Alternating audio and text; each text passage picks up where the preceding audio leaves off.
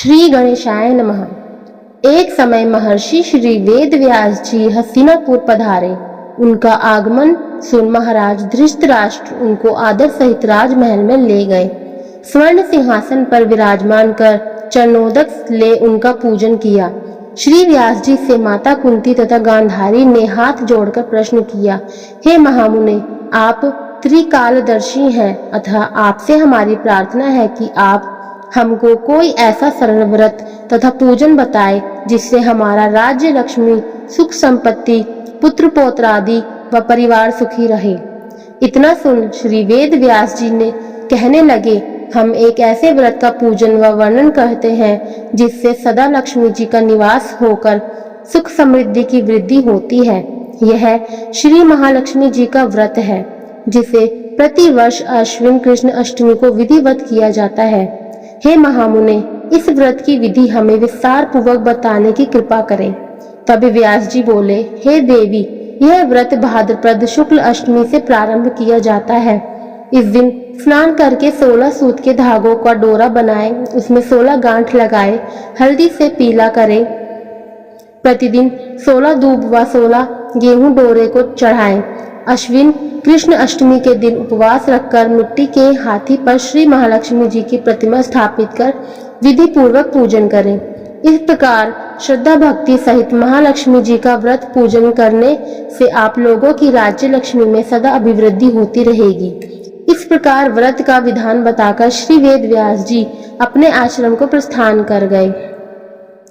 इधर समयानुसार भाद्रपद शुक्ल अष्टमी से गांधारी तथा कुंती अपने अपने महलों में नगर की स्त्रियों सहित व्रत का आरंभ करने लगी। इस प्रकार 15 दिन बीत गए। 16वें दिन आश्विन कृष्ण अष्टमी के दिन गांधारी ने नगर की सभी प्रतिष्ठित महिलाओं को पूजन के लिए अपने महल में बुलावा दिया। माता कुंती के यहाँ कोई भी महिला पूजन के लिए नहीं आई। साथ ही माता कुंती को भी गांधारी ने नहीं बुलाया।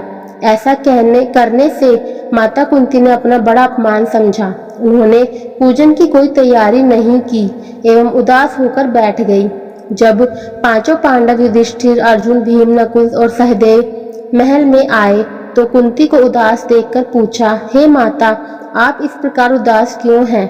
आपने पूजन की तैयारी क्यों नहीं की?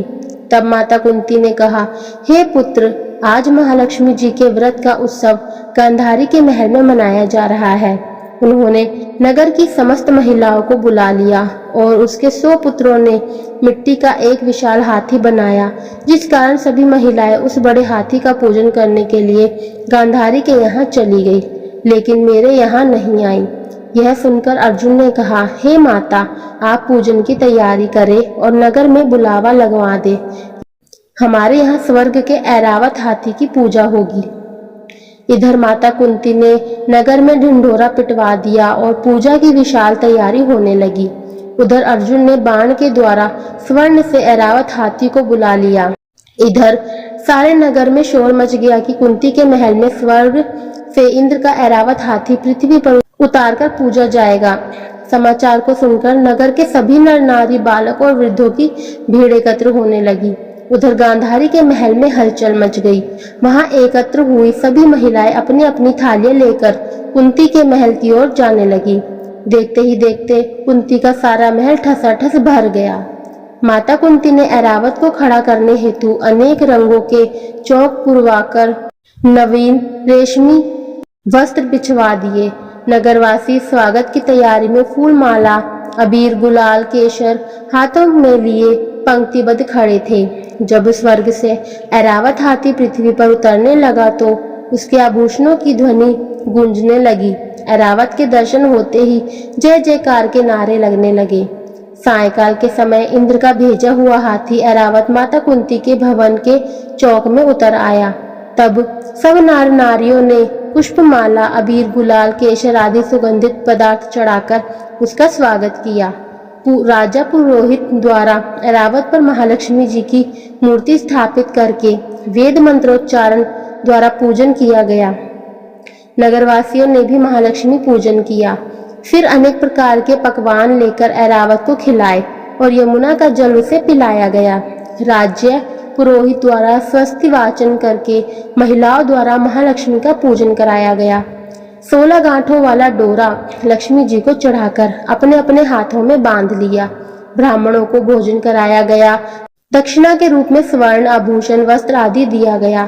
तत्पश्चात महिलाओं ने मिलकर मधुर संगीत लहरियों के साथ भजन कीर्तन कर संपूर्ण रात्रि महालक्ष्मी व्रत का जागरण किया। दूसरे दिन प्रातः राज्य पुरोहित द्वारा वेद मंत्रोच्चार के साथ जलाशय में महालक्ष्मी जी की मूर्ति का विसर्जन किया गया। फिर ऐरावत को बिदाकर इंद्रलोक को भेज दिया गया। इस प्रकार जो स्त्रियां श्री महालक्ष्मी जी का विधि पूर्वक व्रत एवं पूजन करती हैं, उनके घर धन धान्य से पूर्ण रहते हैं तथा उनके घर में महालक्ष्मी जी सदा निवास करती है। इस हेतु महालक्ष्मी जी की यह स्तुति अवश्य बोले। महालक्ष्मी नमस्तुभ्यम सुरेश्वरी, हरि प्रिय नमस्तुभ्यम दयानिधे। साबार 12 महीनों की व्रत। आपको हमारी वीडियो अच्छी लगी तो कृपया लाइक, शेयर एंड कमेंट जरूर कीजिएगा। अगर आप हमारे चैनल पर नए हैं तो चैनल को सब्सक्राइब करना ना भूलें तथा बेल आइकन जरूर दबाएं। सभी को राधे राधे।